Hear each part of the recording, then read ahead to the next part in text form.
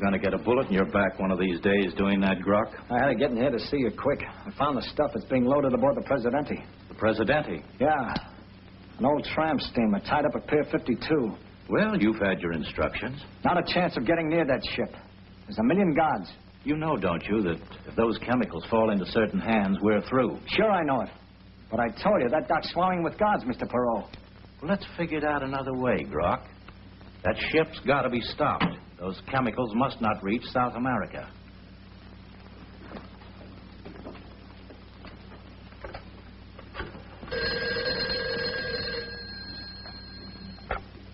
Hello? Hello, Nita. Yes. Andre. Yes, Andre. There's been a slight change of plan. Yes, I understand. I'll take care of it immediately. Goodbye. I think we've given them the slip. Sir, are you sure that car was following us? Only too sure. Yes, sir.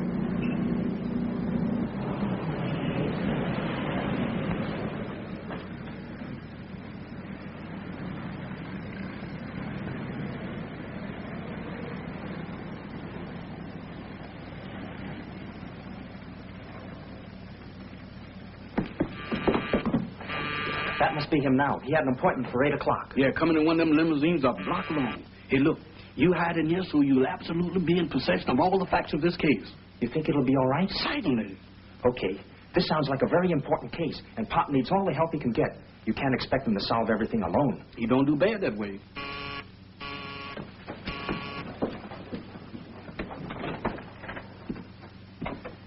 I am, Mr. LaFontaine of the chemical company, the same name. I want to see... Mr. Charlie Chan, the enemy Chinese detective. I have a... At 8 o'clock, and it's exactly 8 o'clock now. Come this way, and Mr. Chan will be with you at once. Thank you. Right in there.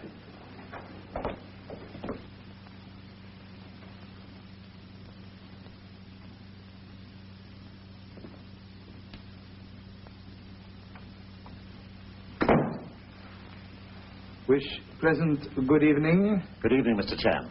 Charlie Mitchell sent me to you. He said that you might be able to help me. Oh, yes. In this event, my humble talents at your disposal. Please to sit down and state case. I'm afraid I haven't any case, Mr. Chan. Only a firm conviction that I have a secret enemy, an implacable enemy who watches everything I do. Well, most gruesome conviction. You suspect someone? I don't know exactly. I only know that I'm followed wherever I go. It's driving me crazy. Yes, of course. How long you have been shaking hands with trouble? For a couple of months now. Ever since two men came to me with a proposition to ship a load of chemicals abroad, which I accepted. Since then, there's been nothing but trouble. Yes. You have infinite confidence in all employees? Everyone that knows anything about this deal. My office manager, Thompson, is above reproach. And my secretary happens to be my niece, who inherited a fourth interest in the business from her father. Yes. You have any other suspicious circumstance? I have a feeling that I was followed here tonight. Mr. Chan, look! Yes, was afraid you were about to notice him. Come out.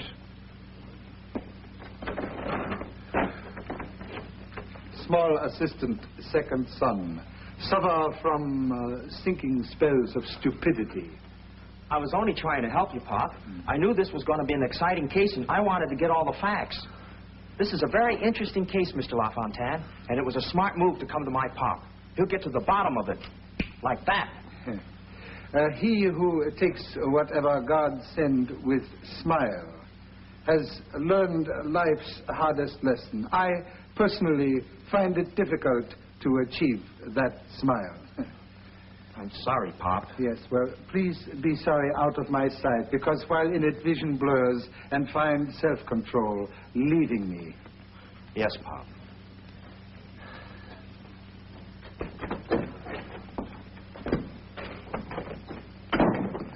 That was a fine idea you had. You're now hip to the facts, ain't you? We're in possession of the Ne Plus Ultra and the habeas corpus, which will help us in our private investigation of this case. Pop's plenty sore. Nothing ventured, nothing overheard. Anything else? And yesterday, a Miss Aguirre came to me with a letter of introduction from Owen Brennan. I saw Brennan today, and he'd never heard of her. Oh. Well, what about two men with you in chemical business? Castanero and Von Sherby, two foreigners. They're okay as far as I know. I've only been associated with them in this one deal. I haven't got a clue, Mr. Shan. There just isn't any. Yes, well, sometimes most essential clue very difficult to find. But about this letter of introduction, you still have it? Yes, of course, at my office. We'll be at your office at 10 o'clock in the morning? Fine. And thank you very much, Mr. Chan. I'm very grateful to you. Not at all. If matter not solved, it is will of fate. But feel inclined to give fate small tussle.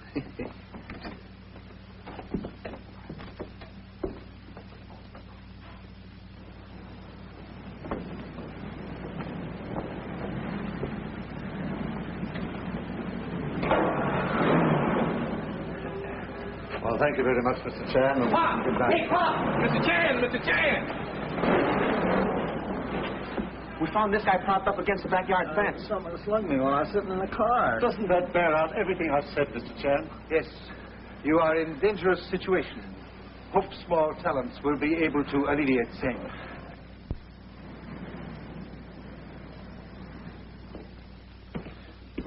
Good morning, Renee. Good morning, Uncle. And Mr. Chan will be here at 10 o'clock, and I don't want to see anyone else. Understand? Yes. Mr. Von Sherby and Mr. Castanera are waiting for you in your office now. Oh, thank you. This is Henry Glover bringing you your favorite string quartet from the Southland morning. radio station. Good morning. Anything wrong, Simon? Why, no, nothing. Well, what's on your mind this morning? Simon, we have overlooked one little matter in our partnership agreement. There is nothing to cover the situation which will arise if one of us dies. Von Sherby thinks of everything. In order to provide for such an emergency, I have drawn up an additional clause to our agreement. In the event of the demise of any of the principals in this enterprise, it is hereby understood and agreed that his interest shall revert in its entirety to the surviving principals or principal. We have already signed. The way I figure, Simon, it's wise to be prepared for anything in a deal like this. Well, I think I'd better consult my niece before I sign this.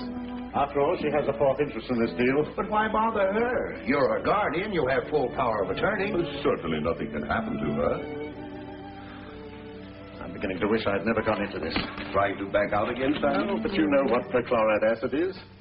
Why, if that stuff ever got out of hand, there wouldn't be a trace of that ship or its crew left. We are too far in it now. That ship is going to sink. And as soon as it does, our worries are over. Another thing, Simon. That office manager of yours, Thompson. I don't trust him. Why not? Oh, yes, I was meaning to bring that up, too. You see, a note dropped to the right source could upset this whole apple cart. He hasn't been with me very long, but I believe he's trustworthy. Why don't you fire him and be certain? You let me manage my own affairs. After all, he had nothing to do with this proposition. Oh, very well.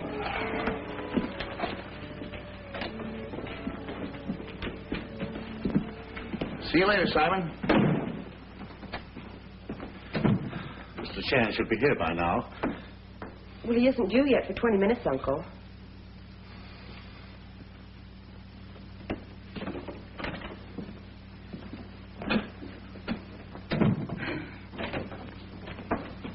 Good morning, Miss Blanchett. Good morning, Oscar. I heard Mrs. Winstrom on the air the other day. She has such a beautiful voice. If you had a radio, you could hear her again. She'll be on in a few minutes. Oh? I want to see Mr. LaFontaine. Now, you know that's impossible. You're the one that's keeping me from seeing your uncle. No, I'm not. He's told me never to admit you. He doesn't want to see you. He will see me. Today. Hello, Miss Winstrom. LaFontaine will see me, won't he, Thompson? Well, You're using my formula. You have a boatload going out. Where do I stand? We bought your formula. We gave you $500 for it, didn't we? Promised to make me a partner, and now you're washing me out of the deal. Read clause 5 of the contract, the small print at the bottom of the page. That gives the syndicate full control over the formula. No, it's a lie. Take him out. You're a crook, a thief, a liar. I'll kill you for this. Get him out of it. I'll kill you. Phone out that policeman friend of yours. Get him up here. I want that madman arrested. Oh, but Uncle... Phone him up. Somebody's got to get him out of here. My life's in danger. Why don't you leave before there's any more trouble? You'll have to throw me out. I'm going to see him if I have to stay here all day.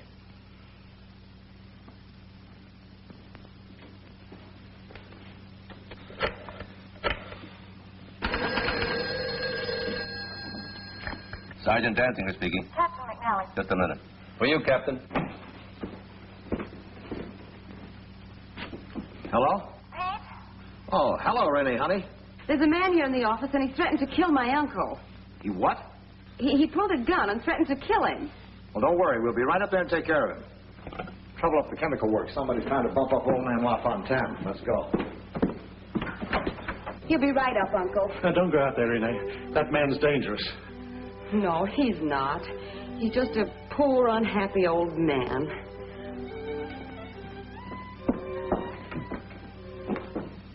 Hey? Hello, Captain. Hiya. Hello, Pete. Where's your gunman?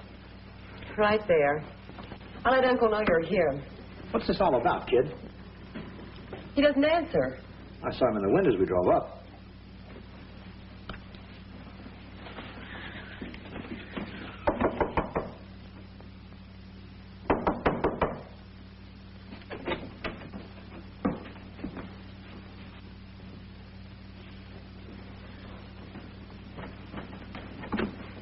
Hold that guy outside.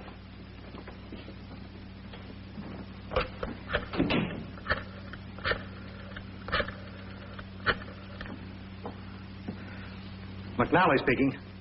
Accident at the LaFontaine Chemical Company. Looks like a homicide. Yes, everything. Right away.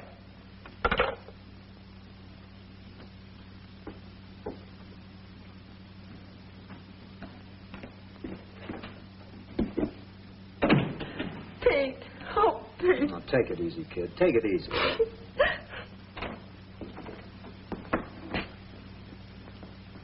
Captain. Hello, Mr. Jam. Sergeant. Charlie, I thought you were on your way to San Francisco. Would have been, had not been for appointment with Mr. LaFontaine. Just am not late.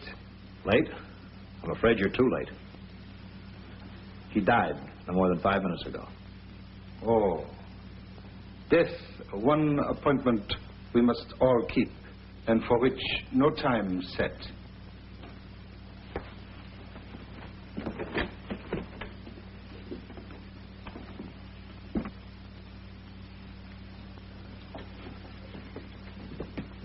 It's open and shut. This is no murder, McNally. As far as I can see, the man died of a heart attack. We have a man on arrest who threatened him with a gun. Men would have to be dead whole year to be killed with this gun. Same have not been discharged for many moons. Oh, is that so? May I have it, Charlie? I'll give you my report later with an autopsy. Well, thanks, Doc.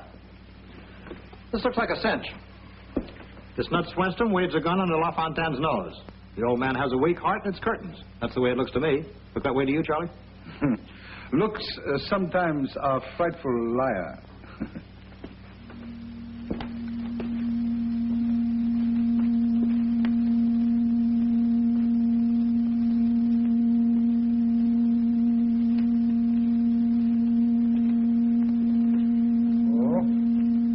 Radio on, but no sound emerge.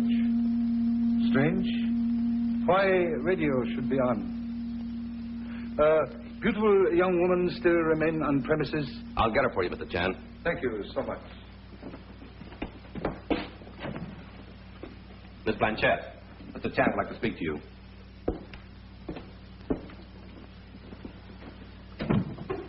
So sorry, attendance in presence of late uncle is distressing, but would like to question.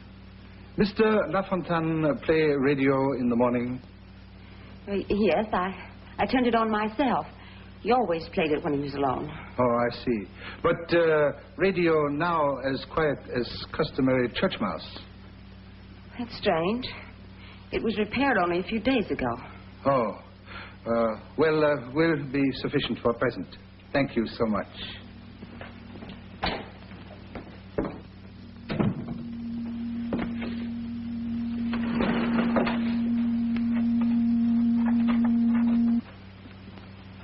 Here's your trouble, Charlie. Broken tube. Yes. Must agree. You want same? No, I don't think so. Oh, thank you. Thank you so much.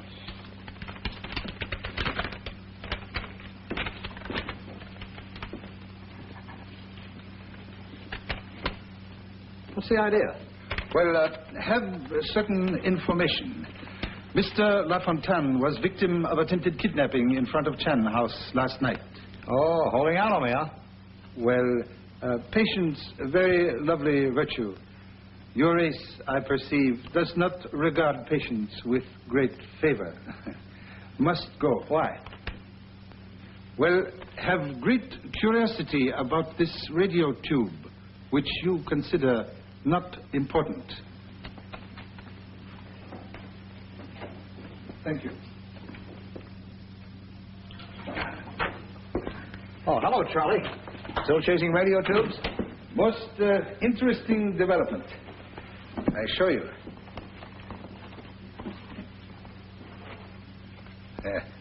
Well? Tubes are manufactured with aid of chemistry friends at State University, composed of extraordinary combination. Most fragile, would break very easily. What's that got to do with it? Charlie, I've come across something that puts an entirely new complexion on this case. Oh? This was found in the dead man's pocket.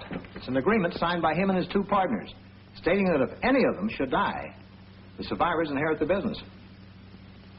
Excellent motive for murder. You think so, Charlie? Same motive would also threaten other members of syndicate. Say, that would affect Renee. She owns 1/4 of the syndicate. Even so. Please tell me, Swenstrom still repose in arms of police? Yeah. The lunacy boys are giving him a going over. Charlie, I still think that Swenstrom's attack affected the murdered man's heart. We proved that he's ready for the nut house. The case is finished. Hello, Doc. What's the verdict? There you are, sir. Off his trolley, huh? Nonsense. He's as sane as you are. Honorable Dr. Tarnish Lilly with guilt. McNally speaking. The autopsy showed what? The chemical analysis indicates that LaFontaine died from poison gas.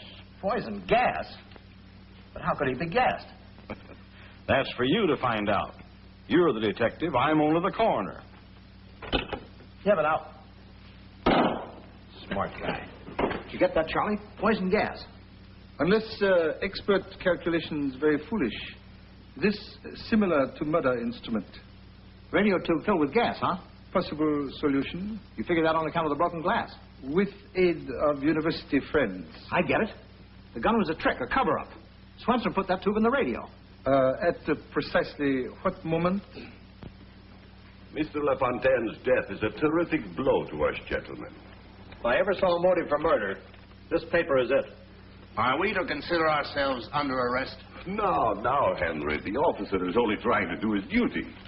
Pardon, please. But we're listening to radio in office while waiting for Mr. LaFontaine. Yes. I see. And was radio playing when make departure? Yes, I think so. I do not recollect anyone turning it off. Do you, Henry? No, I don't remember either. What has that got to do with it? Well, I guess that covers everything, gentlemen. Again, pardon, please. But von Sherby, Central European name, no? Bavarian, it was. Why? Just Chinese curiosity. Thank you so much. We've covered everyone. Oh, contradiction, please. Still have infinite curiosity to interview a young woman who visited LaFontaine at office with letter of introduction. Also, would like name of gentleman who went through private papers in office at night. Yeah, but what about the guy that tried to kidnap him and stole his car? Patience. Must harvest rice before can boil it. Well, let's see. So far, we know that Swenstrom had a motive. That is, he thought he had. His formula. Von Sherby and Castanero had plenty of motive. But the dame with the letter and the guy that tried to steal LaFontaine's car, what about them? Well, have great desire to make careful search of that car. Perhaps that may point finger to true path. Well, I've done everything I can. I've sent out a special bulletin to the traffic squad. Both of you blundered. You must have, Nita, or LaFontaine wouldn't have gone to that Chinese detective. And you, I told you to be careful. What are you kicking about? LaFontaine's out of the way, isn't he? Yes, but that Chinaman can probably identify you. So I'll attend to him, too. Within the next 24 hours, there's going to be a dead Chinese detective. Hey, Tom, I ain't going to investigate another parking place. This is the 16th time this morning, and my dogs is killing me. I've got a hunch this is going to be the one. You know, Pop says the Chinese are a psychic race. Yeah, but if you don't want Birmingham Brown to fold up on you, you better start that psychic going and full blast. Say, by any chance has a black limousine been parked here a couple of days? Sure, over there. I've been wondering when you're going to take it out. You got the stuff? Why, no, Pop forgot to give it to me. He couldn't even remember where he parked the car. Well, Mobile Jones. Birmingham! How is you? How's everything? Oh, man, fine. You know what? Uh-huh. I was at home sleeping, thinking about that money that I owed you. Uh-huh. And I just rolled and tossed and rolled and tossed, and I couldn't sleep. Nothing would do but for me to get up out of my bed to come down here to tell you. Uh-huh. I can't pay you. Now you done fixed it so we both can't sleep. How come you can't pay me? Races.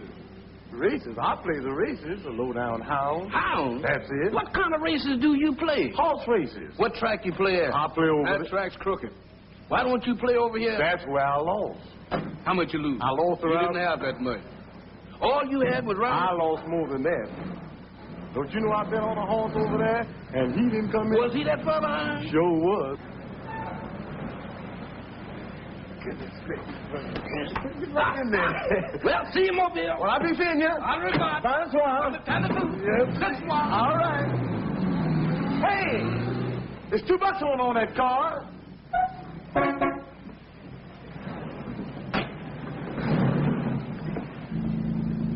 Tommy, your psychic sure is working, and your nerves ain't bad neither.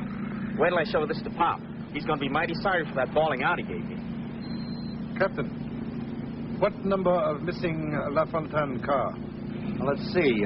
58367. Charlie, there it is, right ahead of us. Yes, same. Danziger, force that car ahead into the curb.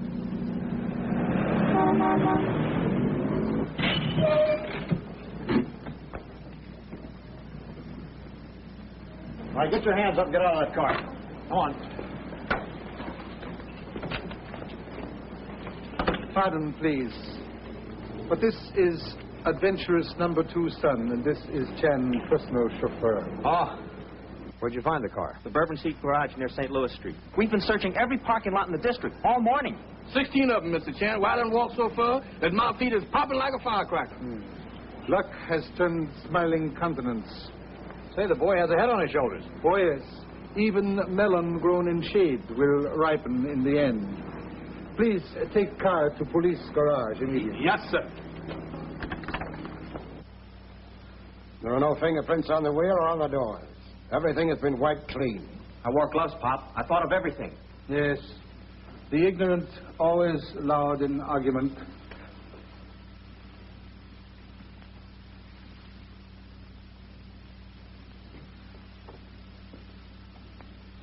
Find something? Yes. Men who stole car picked up companion, perhaps from south of border. Something in the cigarette ash? Yes. Coquina bark. They mix it with tobacco there. Well, I hope he wasn't a hitchhiker. Where do we go from here? Well, suggest that men from your department make careful examination of house of Oscar Swenstrom. Do you think he's in the glass-blowing business?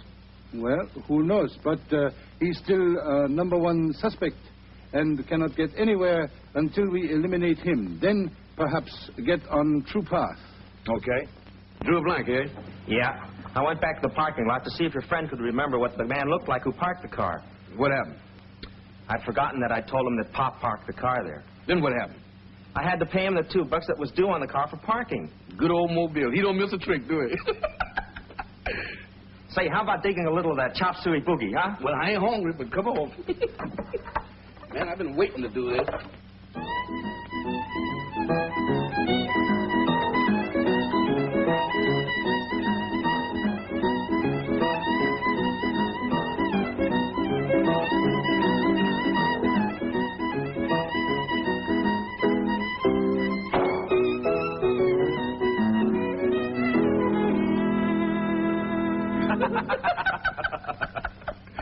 Oh, say, your friend told me to tell you he expected a visit from you tomorrow. You did, eh?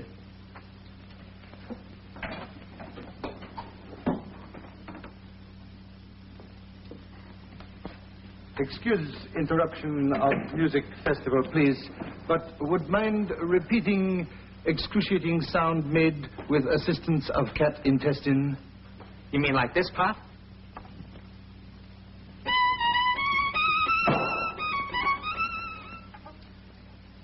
Aha. Discover something new, Pop?